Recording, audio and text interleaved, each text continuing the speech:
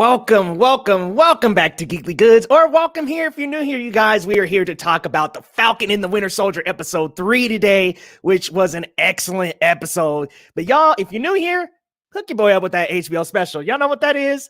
That's a Help a Brother Out special. Hit that subscribe button, hit like on this video if you enjoy videos on the latest in movies, TV shows with a sprinkle of anime and gaming. And if you're in the chat, guys, feel free to get vocal because this was a great episode. But I am joined by a special guest, my homie, my great friend from Hakuna Machatter. And if you haven't checked out that YouTube channel, you definitely should. It is the one-stop shop for diversity discussion in film and TV, guys. You definitely need to go check it out. But I'm here with my man, Elliot from Hakuna Machatter. What up, Elliot? How you doing, bro? Yo, I'm just still bopping to your little timer music, man. It's just, I'm like, woo, doo-doo-doo, doo-doo-doo. Yeah, man, I'm good. Man. Gotta get them smooth jams in, you know. Oh, you know, man, I'm like, when I'm editing videos, I have that lo-fi beats on Spotify because it just gets you in the zone and it's beautiful, man. Dude, it's like a must-have, like for any type of productive work. Get smooth and it's just easy to throw on in the background and get productive too. Right. Anyway, I'm bopping. I'm good. I cannot wait. Like, we messaged each other straight away after we saw this episode. Like, we've got the live stream because I'm going to say it. That is the best single episode of television I've watched so far this year. I'm pumped by it. You know, I will say as a collective series, I think WandaVision for me is better. However, I do think this is the best of all the MCU content shows that we've got this year. Like, this is beyond what I thought they would go. Like, yeah, oh, mate.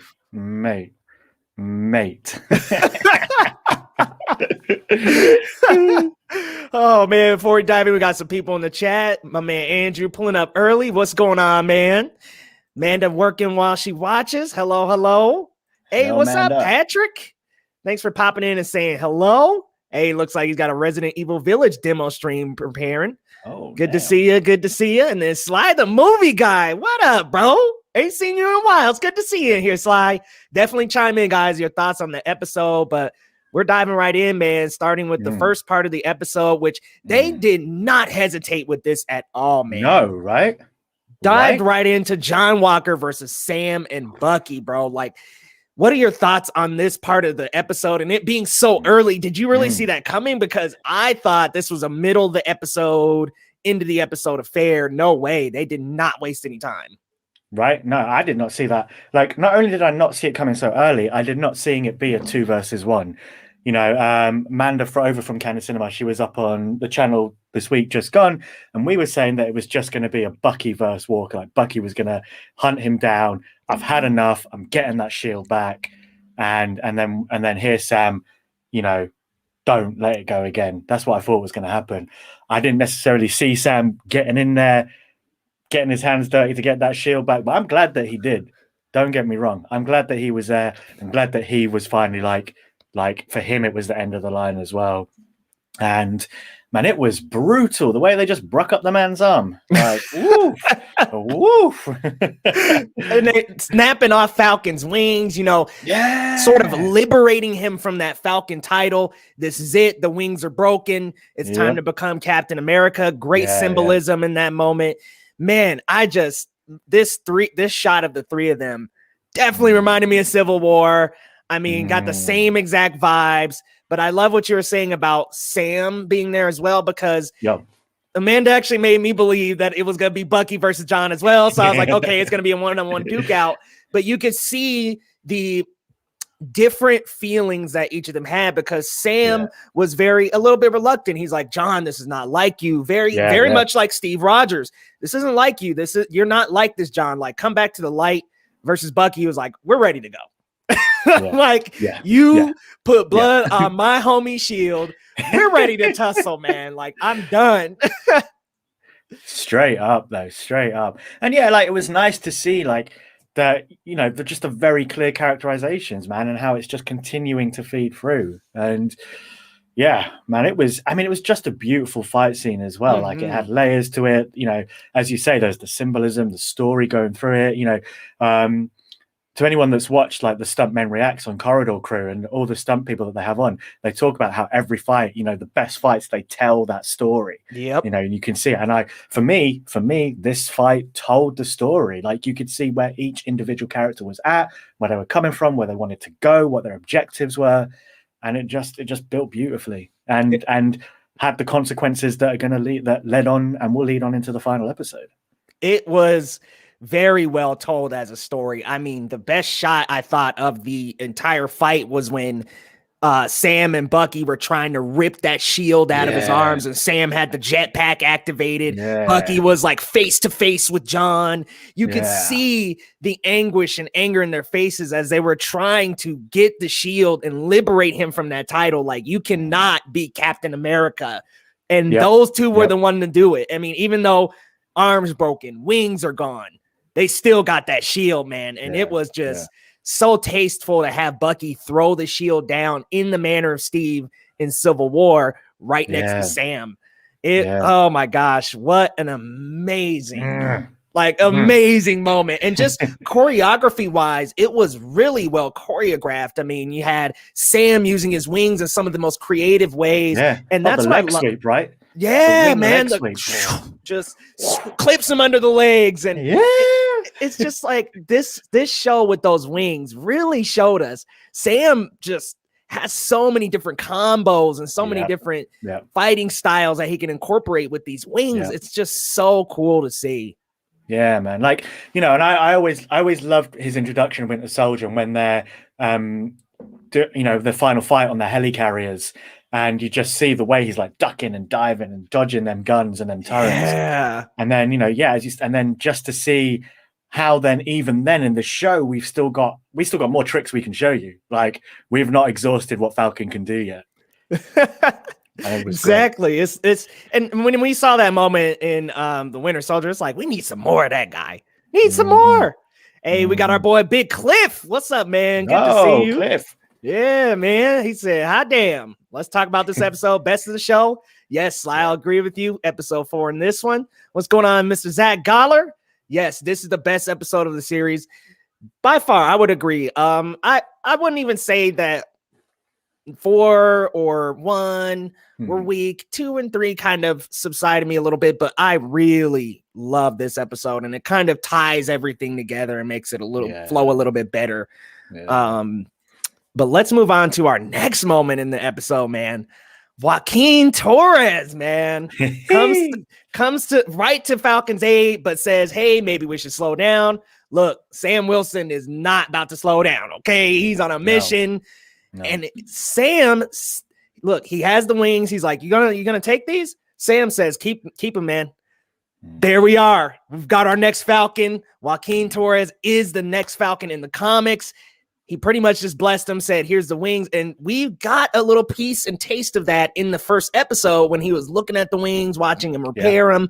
He had already definitely been interested in the Falcon mantra for a little while. So now that he has the wings, I got to ask you, Elliot, do you think we will see Joaquin Torres pop up as Falcon by the end of the series, maybe in the next episode against the Flag Smashers?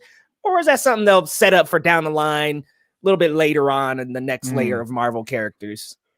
Yeah, I mean, I wouldn't mind seeing him in episode 6. However, I feel the focus will be on Sam being Captain America and on you know, Bucky coming back. You know, hopefully now that he will amend with what's the guy's name? The Japanese guy's name? Yori? Is it Yori? Yeah, Yori. Yeah, Yori. Hopefully he will amend with Yori and he'll come now. Winter Soldier, he's completely shed it now. He'll come full White Wolf, Captain America. And I think for me, the focus needs to be on them, because I think that's what was so nice about episode 5. And we'll kind of get into that a little bit more later, but just that we kind of came a bit more full circle back round to Sam and Bucky. And so, you know, whereas I will not bemoan seeing Torres fly in, I just think it might be a little bit too soon for him to be fully coming in as Falcon. So much happy for him to get a proper spotlight on him later on in the MCU. Yeah, because I'm wondering if in the next episode we'll see the Flag Smashers storm the hall and then maybe take some control even, and then Falcon will come in, or I'm sorry, Captain America, Sam Wilson will come in. Like, we can't call him Falcon no more, y'all. He is not that's Falcon. It. It's done. That's it. Done. Like my man literally passed on the wings in this episode. We're done. But I could totally see him coming in at the perfect moment, just like Cap always does, doing a lot of the heavy work. But I think there's a lot more flag smashers than we realize, because that phone technology that Carly has, we don't know how many people have been contacted. I mean, yes, in that little radius that we saw, it was like probably about 15, 20 people. But if she hits all of New York, who's to say that about maybe 50, 60 people could show up? I don't know. Well, exactly. Yeah. I could potentially see, once things get a little overwhelming, maybe then Torres will show up, and Isaiah Bradley could even show up. Maybe something like that, kind of stack the characters up toward the end, so it still doesn't take the spotlight away from Falcon, but they're just kind of helping and assisting. But I like what you're saying. It could be a little bit too early, because you give him the wings one episode, and then he shows up as like, dang, my man got them wings on quick. But he just get the super glue out, just like, ching, all right, here we go. He just real quick was like, hey, I'm about to become Falcon tomorrow, my man. Like, you don't even know. But I've been studying. That's what I was gonna say, is like, maybe he's been studying his flight pattern for a little while. That could potentially lend to him becoming Falcon so quickly, but it does seem a little rushed if he becomes Falcon. But I could see him like being like, man, like maybe Falcon or Sam going up to him. Gosh, that's gonna mix me up. Sam going up to him saying like, how did you use the wings so quick? And maybe he's like, I've been geeking out for like 5-6 years watching you, and something like that could totally be the glue to aid that story. But I don't know. Maybe not. Well, this is it. And I think, if we're going to introduce a new Falcon, and, and especially like Torres, he's, even though he's been a very, very much a side character, he's been kind of cool and interesting. I like his vibe. So I'd rather him, I'd rather Marvel just have a proper time to fully introduce him rather than just shoehorn him in, so. Yeah, give him a little bit of his own time. Well, exactly. And especially, considering we don't have many Latino and Latina superheroes thus far in the MCU, it would be nice that if they afforded the time properly to him, Absolutely. Yeah, we really don't have any. Am I glancing over one for MCU? Y'all let me know, but someone we really have anybody major. Because otherwise, the closest we got is Luis from Ant-Man, and it's like he's not even a superhero. So. It's like he doesn't have any powers or techs or scoops. I'm getting in trouble from Amanda. Better fix it up. It's Captain America now. Yep, Sam Wilson, Cap. More Torres. Yes, absolutely agree. He is a great character. He's very, and even the way they introduced him, he just had a very charismatic attitude. He definitely cared about Sam and was there by his side after the wings kind of malfunctioned.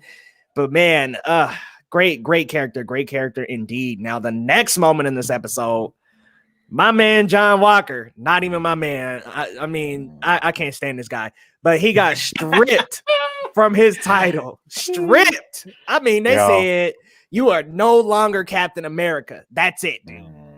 But the acting in this scene by Wyatt Russell is absolutely incredible. I mean, seriously, he put his soul and heart into that moment of John Walker. Gosh, man, what are your thoughts? He killed it. Yeah, man. I mean, he's killed it the whole series, really. And I think, considering we so hate the character, that tells you how good a job he's done. I'm thinking Lena Headey from Game of Thrones. You just hate them with a passion. Yes, because the actor is killing it. They're doing the job. And Wyatt Russell has absolutely smashed out of the park with this. But, there's so much symbolism running into the scene. There's so much commentary running into this scene, The fact that because of what he's done in the past, he's not getting a dishonorable discharge. He's not getting court-martialed. He's getting everything but, which I've heard a few people commentate that is worse than a dishonorable discharge, because it's like we're just shuffling you away, we're just putting you into the shadows.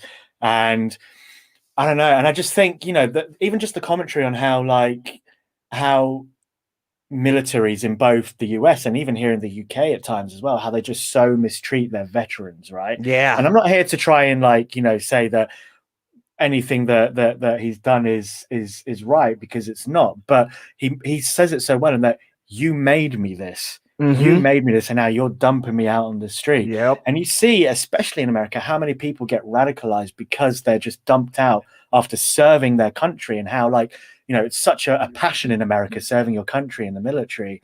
And I think all of that was flowing through John Walker at that time. And so you do begin to sympathize with him and empathize and understand how he's feeling, even though what he did is inexcusable, you know, and he's got to, you know, it's no surprise what happened to him. Yeah, I mean, it just goes to show, because he was saying things like, I did everything you told me. I did it step by step. Exactly. Yeah. He is a soldier. He follows rules. He does what he's told, but that's not enough to be Captain America. When it comes down to it, you have to choose what's right and what's righteous in your own mind, and for the people. And him killing somebody out of revenge in cold blood, just not right. And, you know, I've seen some folks commenting on Twitter that, well, Cap has killed before, but Cap only kills when necessary. That was not necessary. Yeah, exactly. It's the context and the circumstance. Exactly. And that man didn't even kill Lamar. And he later in the episode told Lamar's parents, poor Lamar's parents, by the way, as soon as I seen his mother crying, I'm like, gosh, another black mom crying. But I mean, seriously, it's like he told Lamar's parents this was the guy. It wasn't the guy. Just to try to justify what he did. Well, it's in his eyes, though. He's going, you know, obviously we know he's going to go after Carly. Like, he's not going to let it rest. Yeah. We can see it, you know? Oh, yeah. But, you know, and I think it's you know, as I say, like, you know, it's going to lead to him being radicalized, not just him taking his own path, but as we'll talk about in a bit, like, you know, he's been given an offer now, and it's that kind of offer where there's even worse of a path to be going down. But if he's going to be, you know, just completely offhanded in the way that he has, then it's going to happen. It's going to happen. Tyler said poor John Walker got fired on his day off. He was Craig from Friday, bro. He might as well go smoke a joint with Smokey. Yeah. All right. Whoa. Time out, poor John Walker.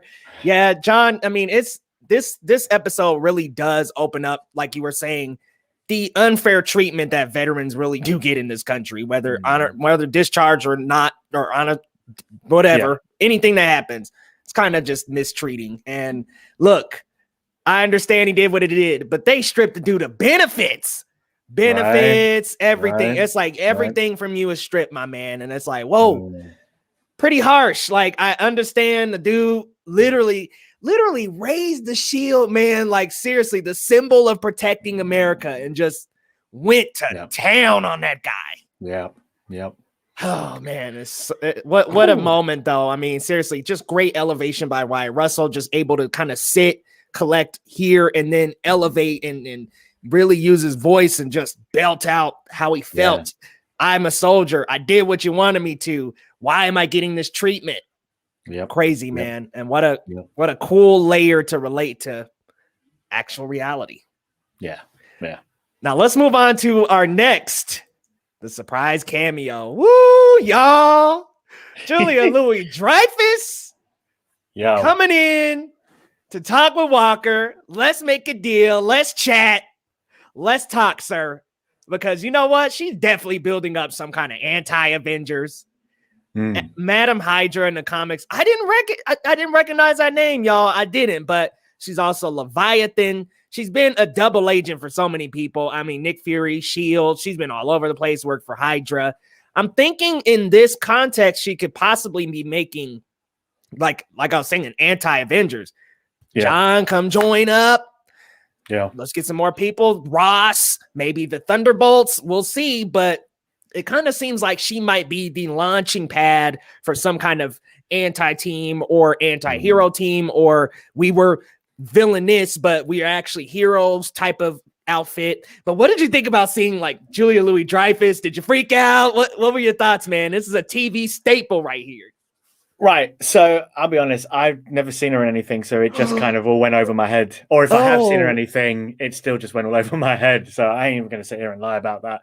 So I was just, I mean, I heard about, obviously there was going to be a big cameo of a new character, so on and so forth. And so when that moment was happening, I knew that this was it, but everything just went over my head. Like, I don't know Madam Hydra. So I was just like, okay, that's interesting. We'll have to Google that one later. So yeah, I've been soaking that one up in the aftermath. So I'm afraid this moment is all you, brother. Oh man, well, yeah, I'm a huge Seinfeld fan. She plays Elaine on Seinfeld, 10 years straight. Just a fantastic show, except the ending. The ending was, but we won't go there. But she also played in Veep, which was a crazy good HBO original.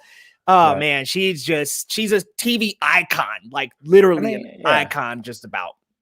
I'm gonna just look her up quick, because I know I would have seen her in something. Like, I know I'm not just here like completely. I feel like I shouldn't be completely unaware of who she is. But. Man, she is a TV icon, bro. Like, just as soon as the boots came walking in, I'm like, that's gotta be somebody major. I mean, people were tossing out all kinds of names too. Somebody thought it was gonna be Hugh Jackman. Kind of glad they didn't do that. Make him the power broker or something.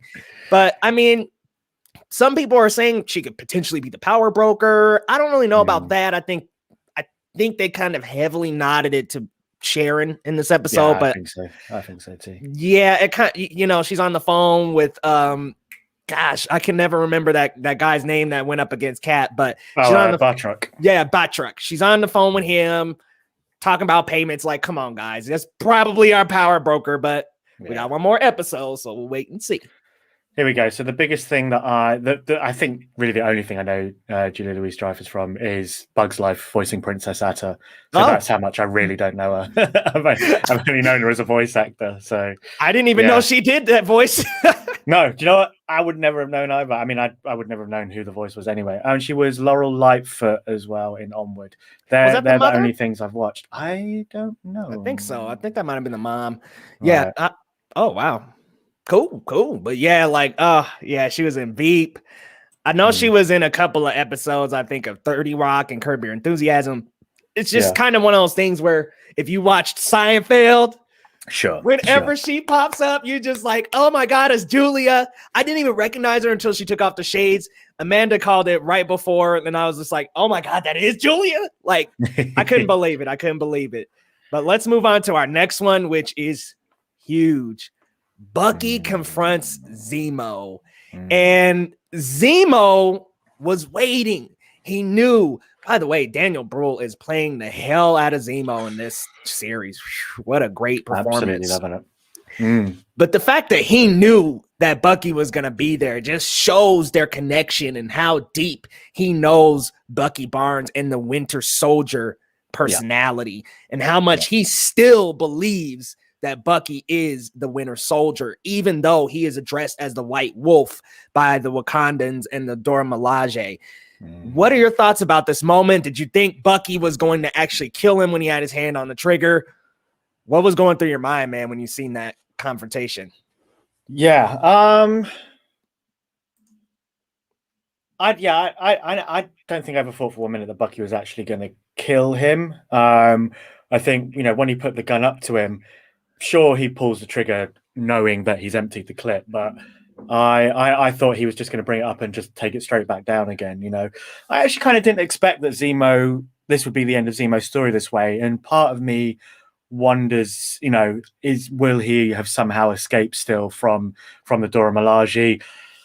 I mean, I don't know that he's got what it takes to escape 3 members of the Dora Milaje, even Zemo, but he could still surprise us. It wouldn't surprise me if he has, but it also wouldn't surprise me if he hasn't. Do you know what I mean? So it could go either way for me, and it would be a shame to not have him in the finale of this series. And that it kind of feels a bit weird that he just goes off quietly. But I mean, if he's going off quietly off to the raft, he's coming back later on in the MCU. That's for certain. So yeah. Yeah, Tyler called it. I really think they could be doing a Thunderbolts thing here, because if you bust in with Ross as Red Hulk, that could be enough for the Dora Milaje. Because look, anybody who's a hand-to-hand fighter, even if you got the super soldier serum, you're done. Like, you're gonna go, like, you're even serumed up. The Dora Milaje got you, bro. Like, they're literally some of the greatest fighters on the planet. It would take a tank like a Hulk to get through them. So that's the only way I can really see Zemo getting out of that, because look, they're not letting him slip away. Like them guards, they are some of the best on the planet. And I recall reading in one of Ta-Nehisi Coates' runs of Black Panther, just like Black Panther describing the Dora Milaje as being just these ferocious, top of the line, best warriors in the world, like a few of the best in the world. So I mean, you look at the way that they held off against the border tribes in Black Panther, and how they, to keep someone like Killmonger down, like, he is a child of war. So to keep someone like him down, it shows their power, really. So oh yeah. And I mean, look, they had John Walker serumed up Bucky, Sam Wilson, they took them out. Oh, effortlessly. You know what I mean? I mean, the way she just like flipped up the shield as well was like, yeah, Quink, it's ours now. I mess with this every day. What are you saying? Right? And AL just pressed a couple buttons on Bucky's arm and plunk. Plunk. I've seen some complaints about that, but I was like, look, they had to make a backup plan just in case anything went wrong with the Winter Soldier. Come on. I think for me, the only real complaint you can make about that moment is from anyone who, has a prosthetic arm and stuff that might feel a bit sort of out of sorts with that. But then I also think that the fact that the character of Bucky has never been displayed as the prosthetic being a hindrance anyway. Not to say that prosthetics are a hindrance, of course, that they're in place to help people out and to give them the accessibility. So I think the fact that he's never been displayed in that way, it didn't read for me like that. So right. For me, it just made sense that someone from Wakanda would know exactly how a piece of Wakandan tech would work. Exactly, man. They know they tech. They ain't gonna be mindless to their tech. Shoot, but let's move on to the highlight of this episode, man. Had me and Amanda crying on our reaction. Isaiah Bradley and Sam's conversation. I mean, we were talking about this in the preamble, weren't we? Yeah, I mean, we had talked about this a couple live streams ago, just talking about that. We don't want Isaiah Bradley to necessarily be this shining symbol of hope that's going to save and dig Sam up out of how he feels. No, this was a very real layer on what it was like to be a Black super soldier, especially in America before now. And the hardships that Isaiah Bradley went through are just, oh man, it even gets to me just because of the references and the way it mirrored the Tuskegee experiments and the way they experimented on him, and the fact that he was just so honest about Sam being Black with the shield. Yeah. And that was a conversation we had been waiting for since we saw Isaiah Bradley. Right. But this is it, like, even before the show, like we had the live over on Hakuna Machatter, and we were saying you brought it up saying Isaiah Bradley's going to be in this, right? And I think we both just kind of said, let's hope he doesn't come in and he's just there to be like, look, Sam, you can be a Black Captain America. It was nice that it was like, this is my story. Don't fucking do it. Sorry if you don't like swearing. Oh no, you're fine. Cool. Don't fucking do it, because it was shit for me. It's going to be shit for you. It was nice that it wasn't just here's this guy that did it and now everything's magical, Sam, you can go and do it. And and then later on in the episode, Sam saying to Sarah, like, look, I can't back away from it because of what he went through. If anything, that means I've got to do it more. So, it was kind of nice that it wasn't Isaiah giving it to Sam to tell Sam to do it. Sam took the story and took his interpretation of what he had to do with it. And so I think it just delivered everything so beautifully, saved Isaiah from the potentiality of being a magical Negro, as we've discussed. And I'm just, it was, I can see why everyone is just bawling about that scene. I mean, Carl Lumbly literally put up the level of acting that is, sorry guys, it's above WandaVision for me. And it's just because of this moment and what it means to Sam's character, what it means to being Black in America, the truth, which is amazing that they titled this episode Truth, because as we know, Truth, Red, White, and Black is Isaiah Bradley's comic book, and it is the truth. It's gritty, it dives into the dark and how it is to be Black with the serum. Amazing display right here. I just love that the story is real, and I love that it's gripping, and I love that, like you were saying, Sam took this story and realize this is why I have to become Captain America. Yeah. Look at what they did to Isaiah. I cannot just let that go by and be silent. Well, this is it, right? And it's how, like, again, like this show, the reason I love this show is that the way it is having these conversations, it is doing it in a very subtle, beautiful way, but it's right there on the surface at the same time, and we can see it all. And this conversation here, you know, we talk how much goes through talking, you know, when we talk about race and particular race with black people, about how much past trauma is still with black people nowadays. And, you know, you could say for a lot of that trauma, that's the reason why we shouldn't do anything, why we should just stick to our lane and just move through life. But then here it's saying, or we can take that and we can do something new and show a new way. And for me, at least anyway, that's how it's got to be handled. And so I really connected with hearing that story and with hearing Sam go, you know, we can't still live in the trauma. We've got to push forward in a new light and use that history to define how we are now, and define how we move through in life now. And so, damn, my brother, I just got to say that was beautifully said. That is so true. Holy shit, man. You got me almost tearing up over here, bro. Like, that is, you know, it's right. You're right. We got to move forward. And this is something I just didn't think Marvel would tackle. Look, I actually tweeted out about this, and a lot of people were like retweeting Luke Cage. Luke Cage is a completely different layer of Black reality. That's a completely different layer. This is moving from past traumas, and that wasn't something that was tackled in Luke Cage. But it's just it just this moment of saying I need to be Captain America in order for my people to move forward.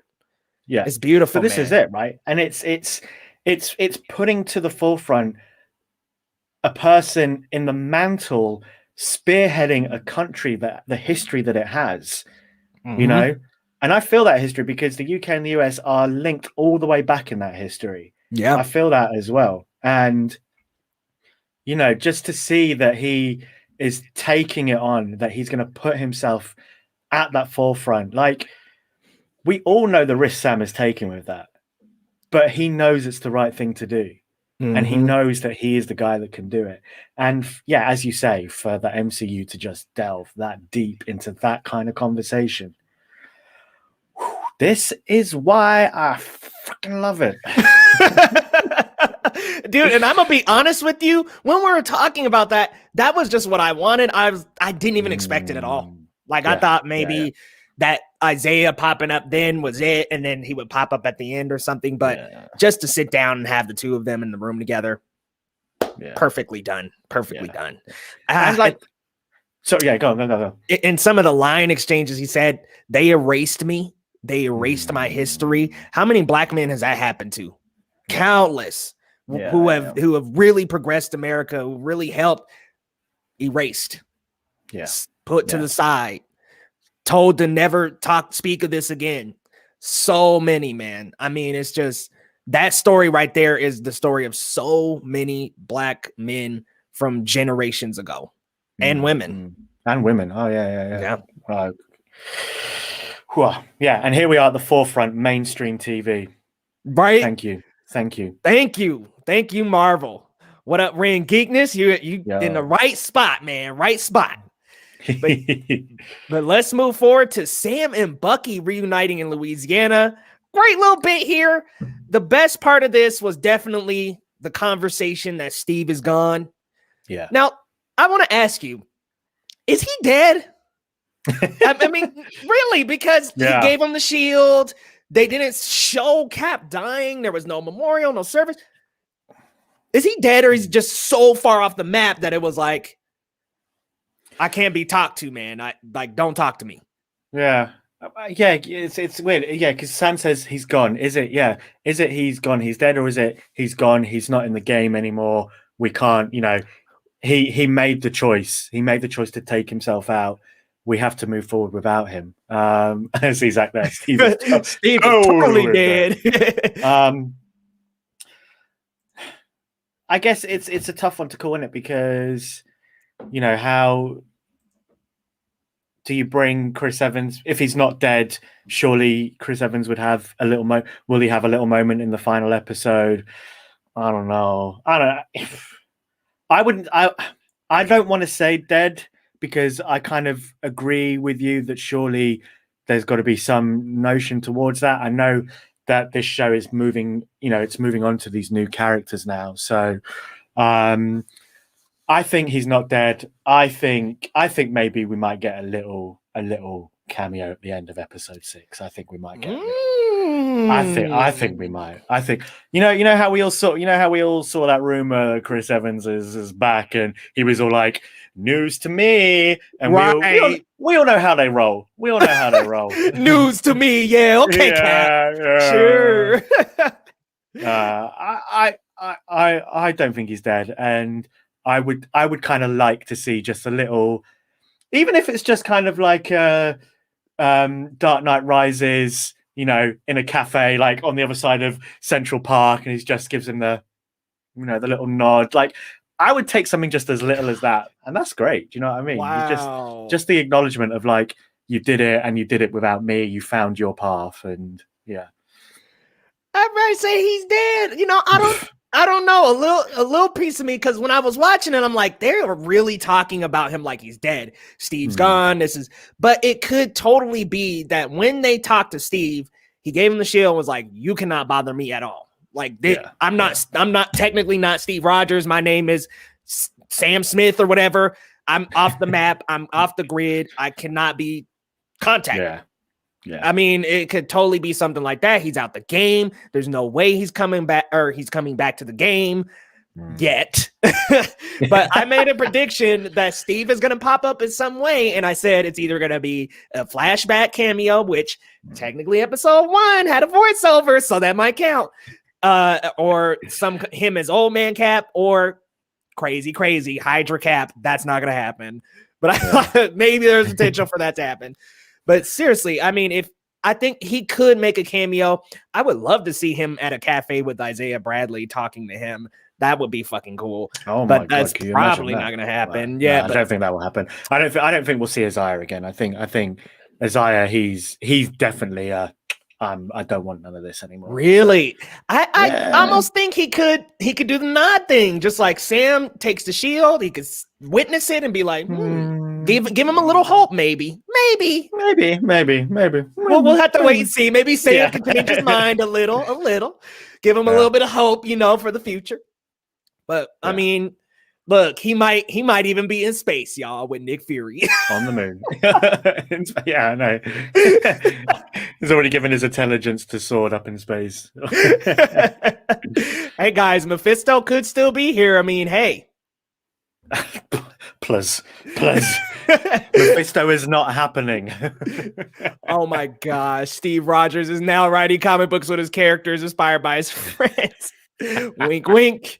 Oh my gosh. It just gets to the end and it's Steve drawing the whole time. Wow, that was a great series. Man, I throw the TV. But I think the highlight of this specific part is the conversation between Bucky and Sam, getting over Steve, him letting him know, like, look, man, you got to move past these grievances. And he says, like, but I mean, I was there during Endgame. Doesn't matter. That was avenging. This is getting past those traumas. And I love that he's going to definitely point him back to Rory. We're probably going to see him in the next episode, beginning of the next episode, go talk with Rory about the experience and what that was like. Yeah. And I'm not sure Rory will forgive him, but at least he will let Rory know that happened. Mm-hmm. But God, what a emotional, upsetting moment that was in episode 1 when they pan back to the picture of the young son and you realize, oh shit, he killed him as a Winter Soldier. Yeah. I think Yori will forgive him. It will be difficult, but I think that he will, because as we learned about him, like the most difficult thing is just not knowing how. And he knows that what he's been told is not true.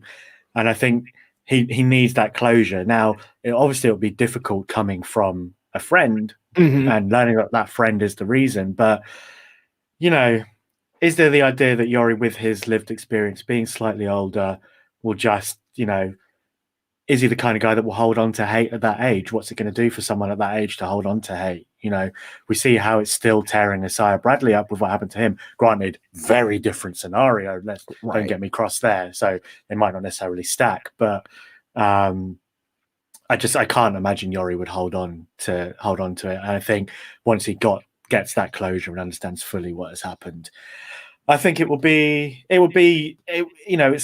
gonna get another just difficult scene with brilliant acting from Sebastian Stan, brilliant acting from the actor playing Yori. I can see it happening. I can see it being another tearjerker. But you're right, and Sam is right. It's what Bucky needs. You know, he needs, stop avenging, start amending.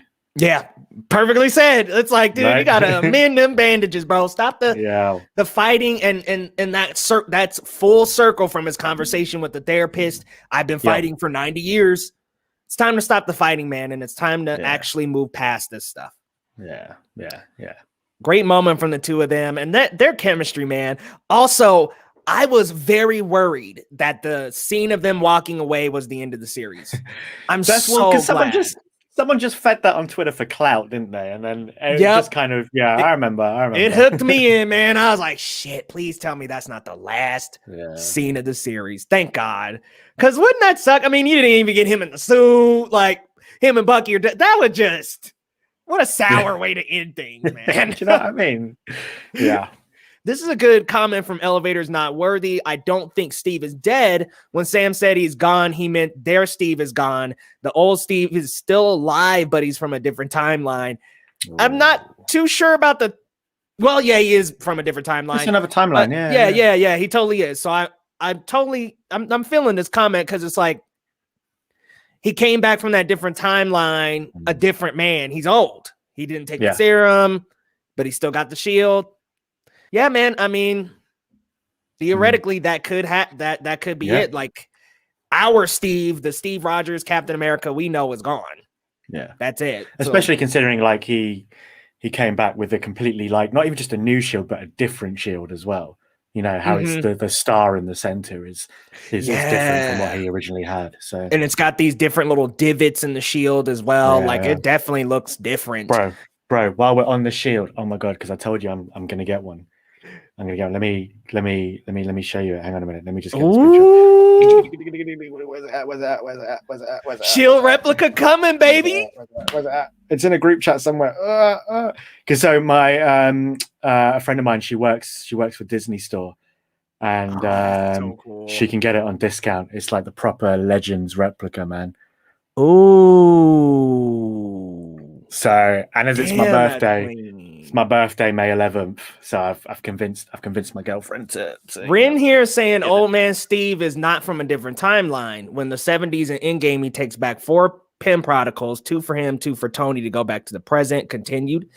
I think that.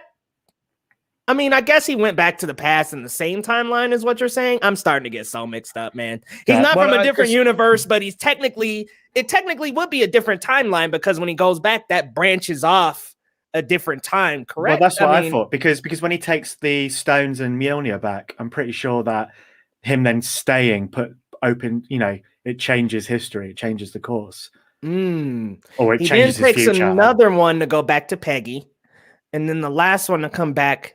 So okay, here's how I interpreted it, Rin. This is just how I interpreted it. He had the 2 Pym particles. He took one to go back and go and deliver all the stones back. He took the other one to go back to Peggy. Then he became old and ended up there through age. I don't think he actually traveled back through the particles. I think he got old with Peggy, still had the shield, and then he was waiting for Sam. But I think him taking back the stones and him going back with Peggy technically creates another timeline for him. If I'm not mistaken, man, we get into the weeds. I know. Like, I mean, Endgame struggled to even explain it because it's not time travel. Essentially, it's in theory you're coming from one part of time to another, but because when you've got like Scott Lang trying to explain it, then you've got the Ancient One trying to explain it, and then it's just Hulk trying to explain it, and. It's quantum travel. It's like quantumly going through. It's just crazy, but I technically think it might be another like time branch just because like Steve in this time grew old. But again, I digress, man. It's all, I don't know. Because I kind of feel that he goes back to put the stones back. So everything happens as it is to lead him to that moment.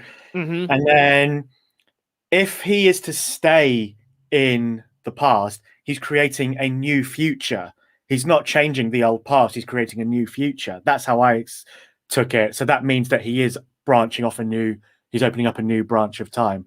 I don't know. Hopefully Loki will explain it. Hopefully so, because I'm so confused now. I know. Let's stop. Let's get back onto Falcon Winter Soldier. Yeah, because I'm like, I am so deep in the weeds with that one, man. It's crazy. But man, oh my gosh, another pinnacle of the episode, man. Getting to see Sam train with the shield, dude. What a cool moment. I'm like, our guy was just tossing that thing like a frisbee. Freaking just getting stronger, and that's the thing, is that hard work. And you brought up the symbolism about it. I would love for you to talk about it, so I won't take that beat. But just the way he was working so hard to not even use the serum. And what I love about Sam is that the serum was never a thought for him. Zemo mentioned it in episode 3 or 4, and he's like, no, I'm not taking that serum. Like, I'm good. Yeah, exactly. Yeah, I mean, it was just beautiful. I want to see an edit. I want to see training montage. DJ. I want to see someone put the "What's Up Danger" song over the top of that montage. God, I mean, don't get me wrong, the music was beautiful already, but I'd love to see "What's Up Danger" on top of that, because that was just beautiful. But yeah, so the symbolism that I tweeted to you, it was, I mean, you know, it's there. It's a bit more nuanced than that, really, due to John Walker, but sort of saying how that both, if you look at both the white Captain Americas, they, you know, one got just kind of, you know, Steve he had all the correct qualities in terms of personality, but he, you know, got the leg up with the serum, and, you know, he gets better and better with the shield over time, but he's already been powered up with it. Do you know what I mean? So, then with John Walker, you know, he trained, and, you know, he had to train with the shield to get used to using it. So, but at the end, he still got the serum and kind of got the leg up. Then we have the two black Captain Americas. One got given the serum and, you know, did his duty, did everything that near enough the same as Steve Rogers by defying orders and saving his people, gets incarcerated. And then we see this new black Captain America. He's like, I'm not getting the serum.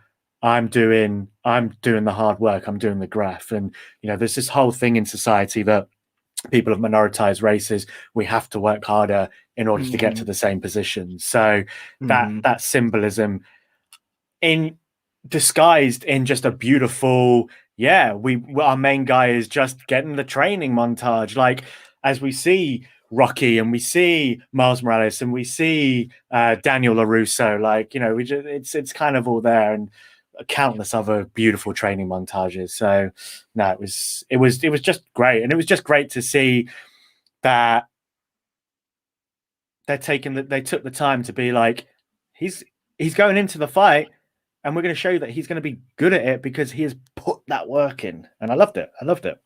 Yeah, man, it's just so cool getting to see him put in the work. And, you know, I hadn't really even thought about it that deep until you brought it up. I'm like, wow, the one black Captain America that did everything Steve did, broke out, broke into the place, saved his men, put in jail, silenced, made to shut up.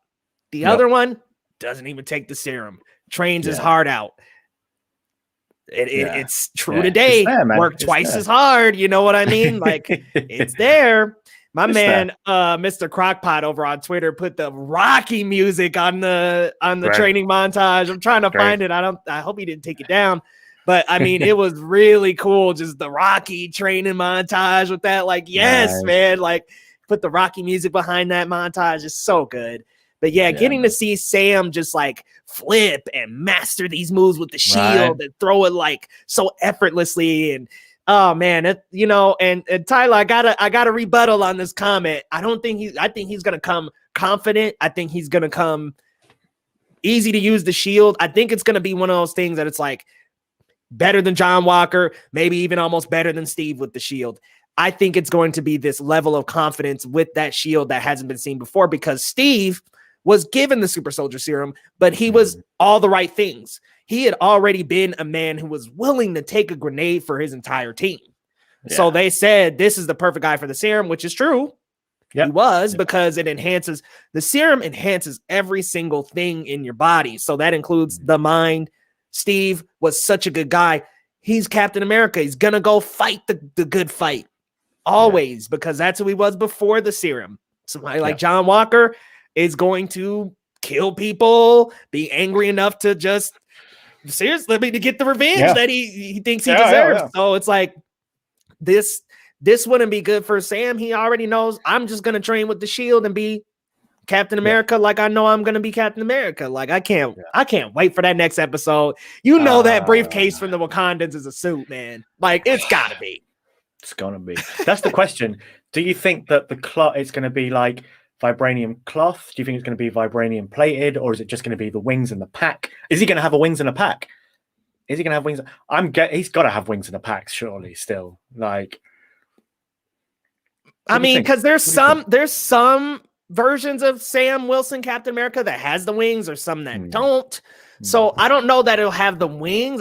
I think it would be super cool if he had the wings and the shield. Like, oh my god! But I'm kind of thinking it's just like a plated suit, similar to his comic look. Maybe even an updated version. Look, I'm just really looking forward to what Marvel does. Y'all let me know down in the comments what your favorite Steve Rogers suit was. But I thought that stealth suit cap was so cool and crisp. The one in Winter Soldier. I think they're gonna have some kind of like updated version of Sam's suit from the comics, that white and blue that he sports.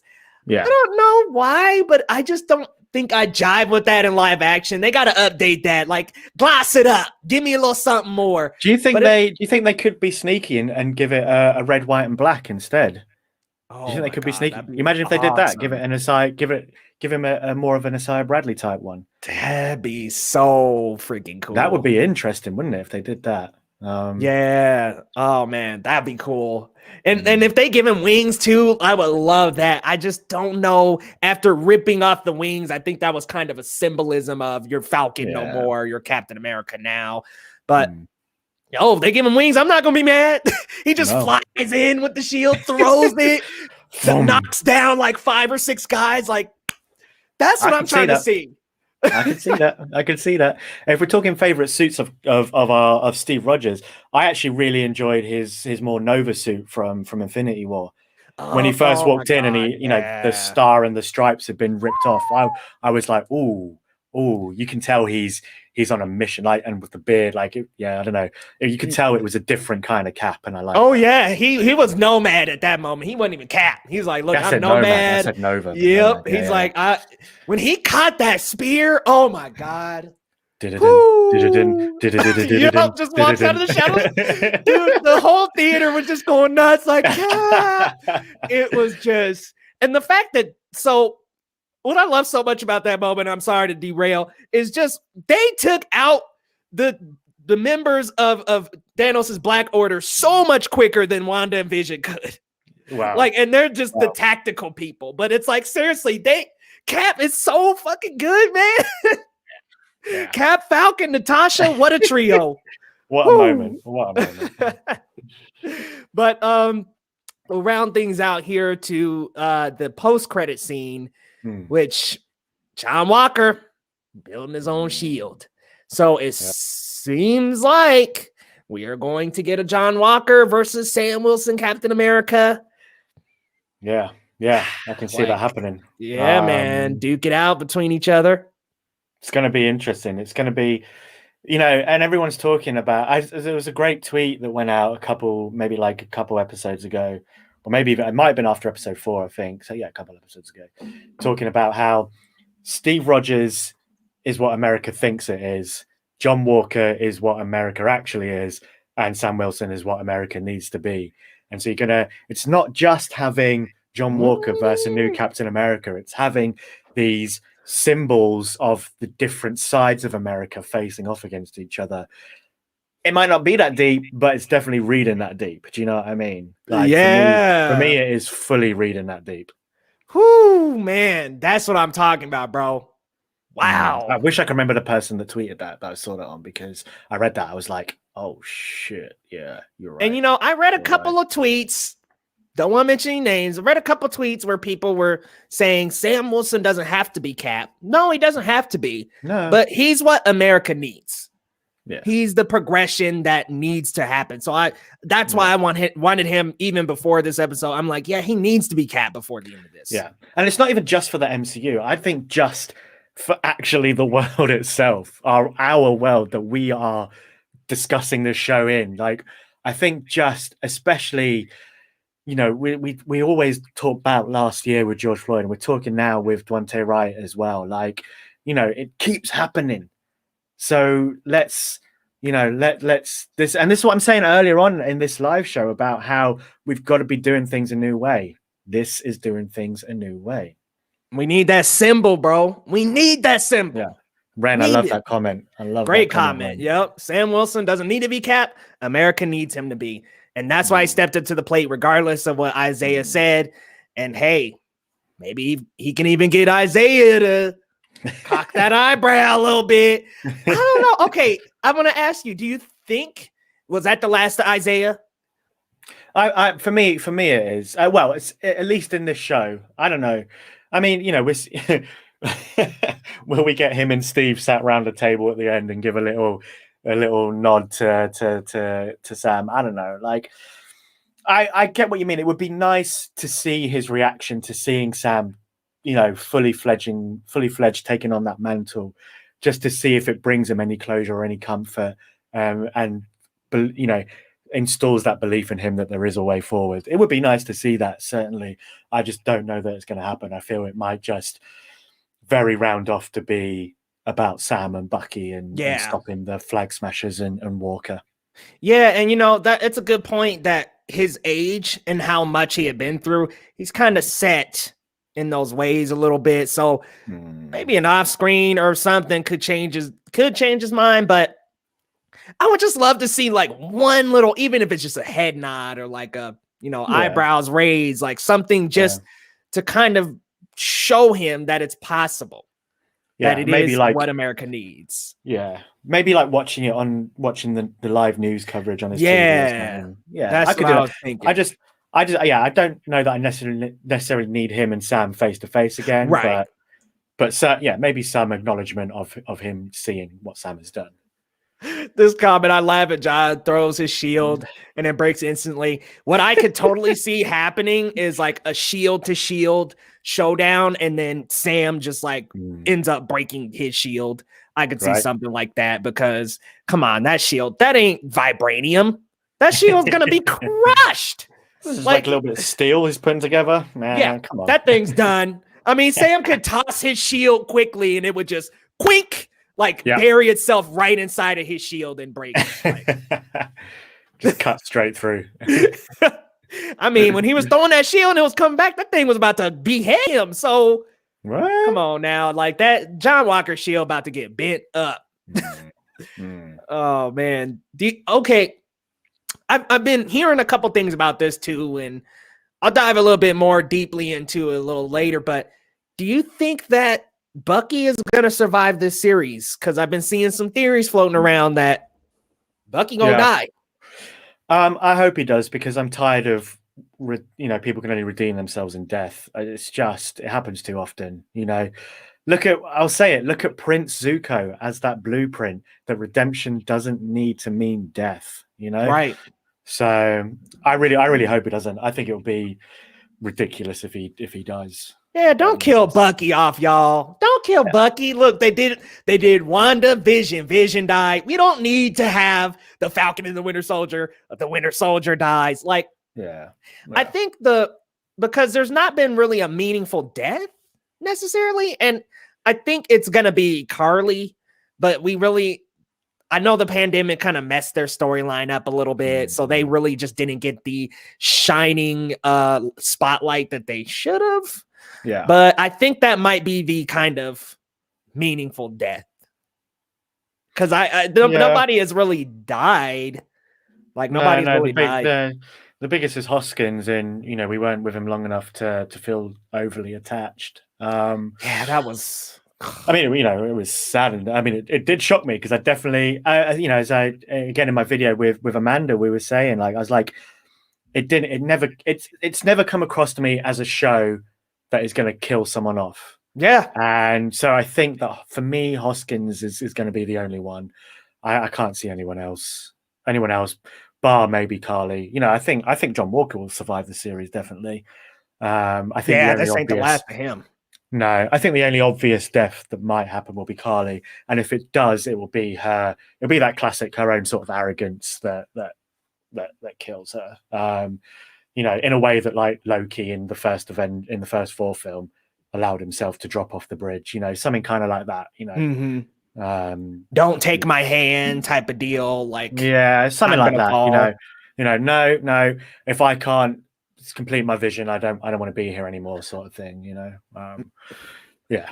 Which, by the way, I didn't even touch on this in the episode. She had a couple little moments where she was stepping up to the plate in this episode. Like, we gotta stop this vote.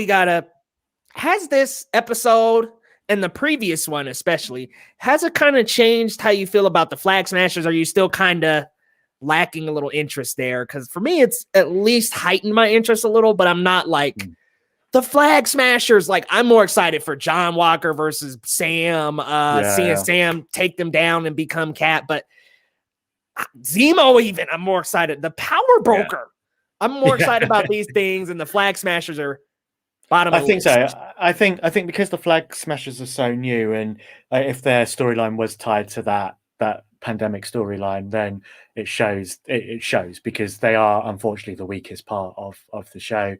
I think it's just because it wasn't explained early on enough as to what they were fighting for, and it was confusing. Like, you know, my girlfriend and I, we were trying to figure it out, and we're just like, we just don't really understand what's going on here. So I think episode 4 did very well for them, and you know, seeing that interaction between Sam and Carly. However, episode 5, you know, the focus was solely back onto Sam and to Bucky, so I think they lost a bit in there. You know, I think now that I understand now where they're coming from and what they're trying to do, and I get it. It just was never explained properly, and so I'm happy for them to just kind of lose out here. Really. Yeah. No, I'm kind of like Sam. Like, I understand where they're coming from. Like, the world had moved on. It can't just go straight back to normal and displace all these people. I get it. But it's just not strong enough for me to really care about what happens. It's just not a strong enough plot point, man. They're just, and they're kind of grazing over their actual purpose and what they're trying to stop here. It's like, okay, they're trying to stop this vote that a bunch of the world leaders are coming together to decide on. But why? Why is it necessary? Yeah. Like, why are you doing this event instead of like an election? Like, what? Like, let us know what the Flag Smashers are actually doing. Like, there's not really a concrete. What is the vote that they're trying to stop? What is that vote? Is it? I done forgot already, man. Do you know what I mean? Anybody in the comments, let us know what the vote is they're trying to stop, because we don't know. I mean, it's just. It's like, I think they grazed over real quick. By the way, shout out Mark Show. Thanks for coming through. I think it was just a quick like graze over. Like, it was like, oh, they're voting for this, guys. We got to stop it. Beat, beat, beat. Okay. Brotrick, we got Batroc, we got him. Yeah. Like, what are we doing? Like, who knows? Who knows, man? But final thoughts, Elliot, just on the show so far. How you feeling after this episode? Well, look, you know, I've been saying day one that when the show is announced, it's my most anticipated MCU Phase 4 project. And for me, it's lived up to it. It's met my expectations. In parts, it has gone beyond my expectations. And it's the commentary for me. It's, as I said, it's subtle, but it's surface level at the same time. You know, and I think it's doing it so well. And there's so much to draw out about race, about white supremacy, just supremacy in general, and you know, even then, like the treatment of veterans, veterans both white and black, and it's just all there for me. And then looking into Bucky and talking about, you know, You know, how do we amend the things that we have done wrong in life? How do we get there? You know, do we keep fighting, or do we find a way? You know, we need to find a way of stop fighting and just sit back and, you know, as Sam perfectly said to him, stop trying to make yourself feel good and work to make someone else feel good. And that is just a powerful thing for life in general, let alone between avenging and amending. Like, you know, what can you do today that makes someone else feel good about themselves? You know, and look, you know, everyone, there's never any true real sort of what's the phrase? You know how we talk about there's never really a true selfless act, because, and you know, if you do something selfless for someone, it's going to elevate you in some way.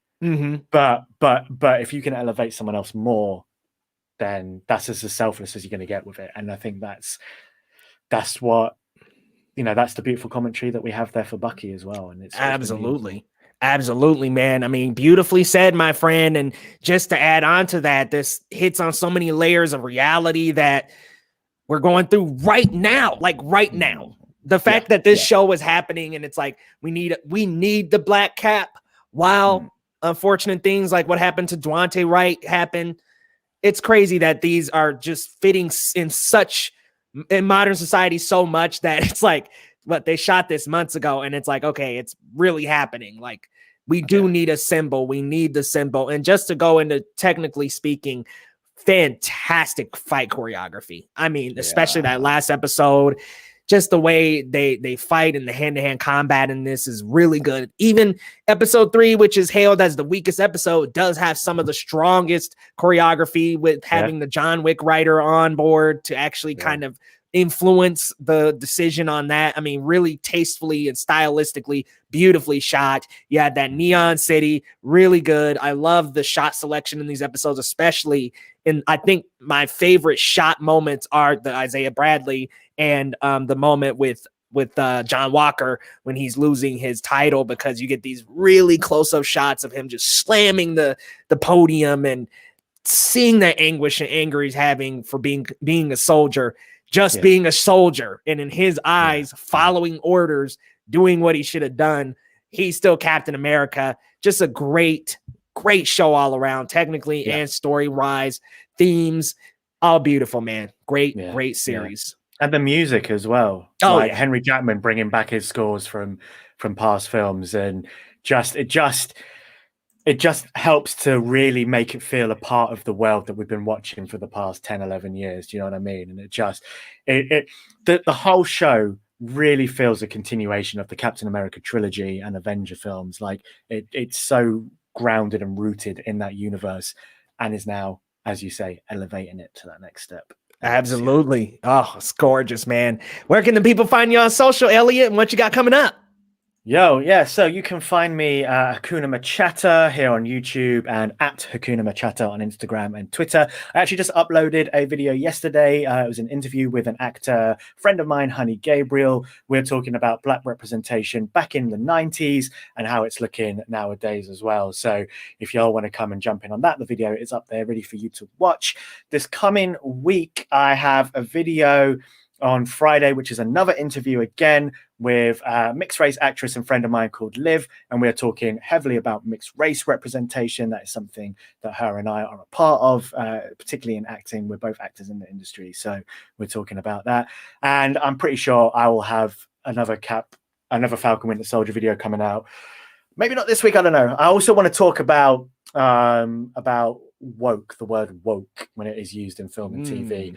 I'm not sure if that's going to come out this week but it's something that is coming up, because I'm gearing up and I'm seeing some things. Chillmonger had a wonderful just 40-second video about woke and the meaning of woke. So he has now spurred me on to make my full video. So yeah, that'll be coming up soon. Right on, guys. Be sure to Sorry, I was just going to say. I was going to say in general. Yeah, I know. I'm just taking up this spotlight is here. I was going to say in general, if you love things, if you love talking positively about diversity and representation in film and TV, then Hakuna Machatter is that place for you. So please do come over and join me there in the discussion. Yeah, guys, be sure to join him in the discussion about diversity in film and TV, guys. It is a channel that has educated me multiple times, man. Like, seriously. opened my eyes to so many things, dude. It has been a pleasure collaborating with you, learning from you, chatting with you. Man, it's been excellent. We just got Baron Zemo in the chat, but unfortunately, Zemo, we're dipping out, man. Sorry. No, don't tell me with a Turkish delight. It is All right, guys. Thank you so much for tuning in here on Geekly Goods. We got some things coming up. We got Invincible. The next episode review will be coming out. Mortal Kombat will be this week. We've got some tomorrow. We've got some predictions for the Falcon and the Winter Soldier. We've got some Oscar predictions coming up on Friday and a reaction to the latest episode of the Falcon and the Winter Soldier with Amanda. Guys, check it out on the channel. If you're new here, hit that subscribe button and we'll see you next time.